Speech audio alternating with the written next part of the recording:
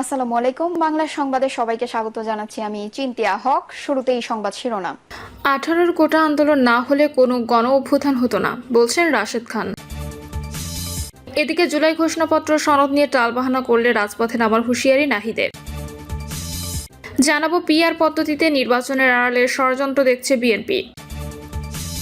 এবং সর্বশেষ জানাবো উপদেষ্টা পরিষদের বর্তমান ফিটনেস দিয়ে জাতীয় নির্বাচন সম্ভব না, বলছেন নুরুল হক। শুনছিলেন সংবাদ শিরোনাম, এবারে বিস্তারিত।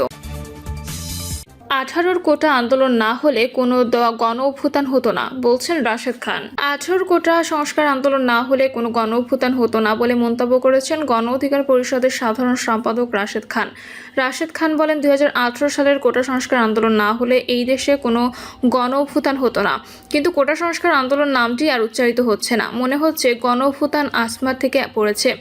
আজকের দিনে আমি অ্যারেস্ট হয়েছিলাম, এর আগে আমাদের অসংখ্য নেতাকর্মী হামলা শিকার হয়েছে। আমাদের মুক্তির দাবিতে রাজপথে নেমে অসংখ্য শিক্ষার্থী রক্তাক্ত হয়েছে, কিন্তু ইতিহাসকে বিকৃতভাবে উপস্থাপন করা হচ্ছে, এতে অনৈক্য বাড়ছে।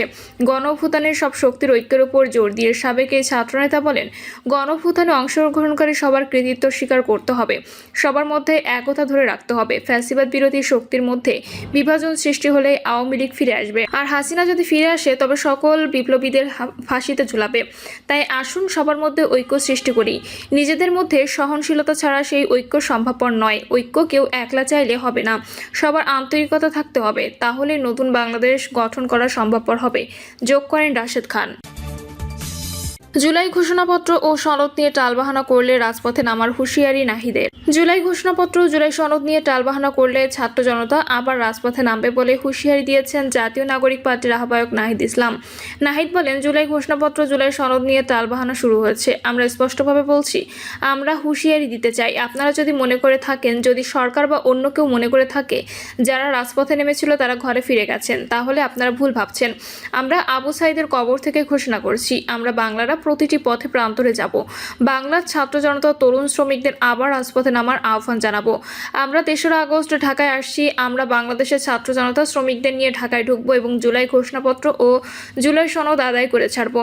এ সময় নাহিদ আরও বলেন, পীরগঞ্জের পবিত্র মাটি থেকে আমরা জুলাই পদযাত্রা শুরু করেছি, যেখানে আবু সাইদ শায়িত আছেন, তার কবর জিয়ারতের মাধ্যমে আমাদের পদযাত্রা শুরু করছি। আবু সাইদ যেভাবে পুলিশের বুলেটের সামনে বুক চিতিয়ে দাঁড়িয়েছিল, সেটাই জুলাই গণঅভ্যুত্থানে আমাদের অনুপ্রেরণা ছিল। আবু সাইদের মতো অন্য সকল শহীদেরা ফ্যাসিবাদী ব্যবস্থা বিলোপে আমাদের লড়াইয়ের অনুপ্রেরণা।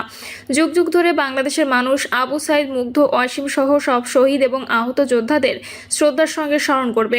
তিনি বলেন, আজ 1 জুলাই, জুলাই গণঅভ্যুত্থানের 1 বছর পূর্তি শুরু হচ্ছে।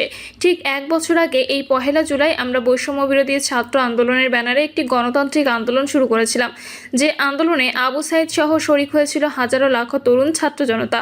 কিন্তু সেই কোটা সংস্কার আন্দোলন থেকে বৈষম্য বিরোধী আন্দোলনের ব্যানারে এই আন্দোলন গণবিস্ফোরণের রূপ নেয়, গণঅভ্যুত্থানের রূপ নেয় এবং স্বৈরাচারী ফ্যাসিবাদী সরকারের পতন ঘটায়।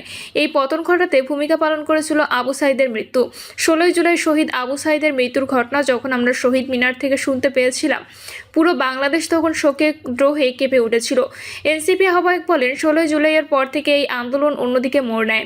হাজারো লাখো ছাত্র জনতা রাজপথে নেমে আসে, সরকারের বিরুদ্ধে দাঁড়িয়ে ফ্যাসিবাদের বিরুদ্ধে প্রতিবাদ ও নতুন বন্দোবস্তের আকাঙ্ক্ষা ঘোষণা করে। তিনি আরও বলেন, আমরা জুলাই পদযাত্রাকে বলছি দেশ গড়তে জুলাই পদযাত্রা। আমরা স্বৈরাচারী ফ্যাসিবাদী সরকারের পতন ঘটিয়েছি, কিন্তু একটি নতুন দেশ গড়ার যে উদ্যম, সরকার যে রাষ্ট্র গঠনের জন্য আমাদের কাজ করা দরকার, সেই রাষ্ট্র গঠনের জন্যই মূলত আমাদের এই জুলাই পদযাত্রা। এর মাধ্যমে আমরা সারা দেশের মানুষের সঙ্গে, 64 জেলার মানুষের সঙ্গে কথা বলবো, আমরা তাদের কথা শুনবো।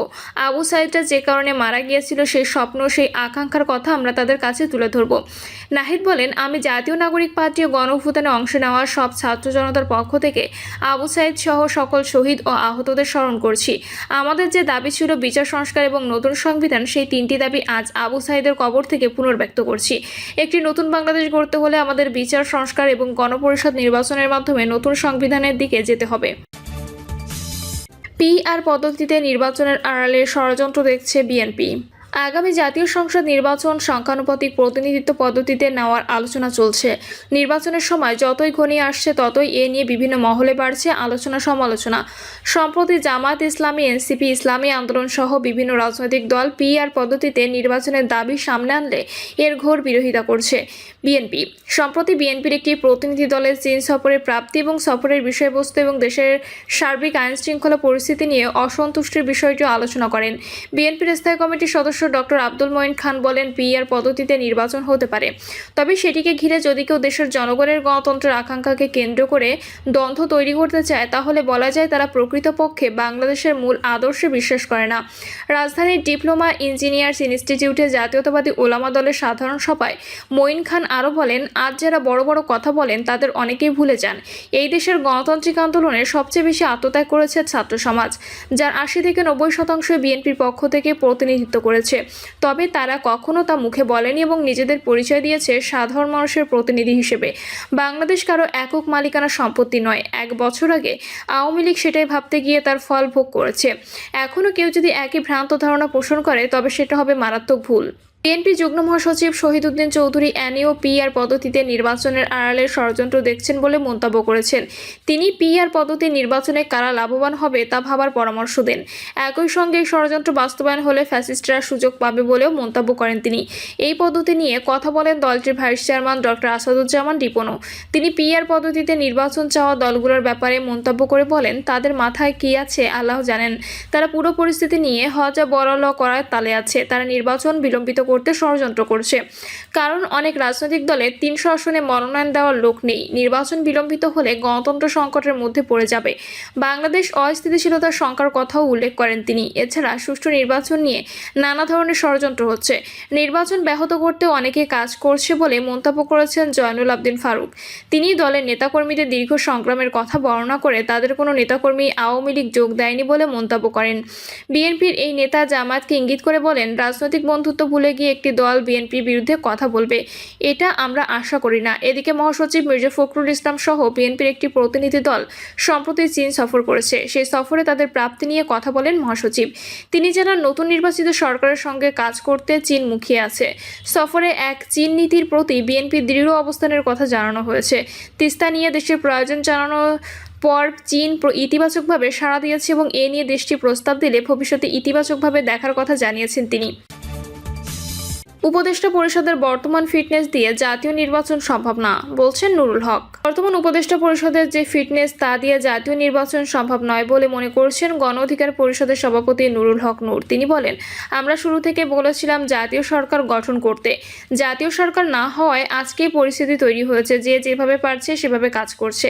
কোনো দল ভাবছে নিজেরাই ক্ষমতায় চলে আসছে। সবাই নুরুল হক নূর বলেন, জুলাই বিভাজন নয়, গত কয়েকদিন আগে লন্ডনের প্রধান উপদেষ্টা আওয়ামী লীগ নিষেধের বিষয়ে যা বলছেন তা দুঃখজনক।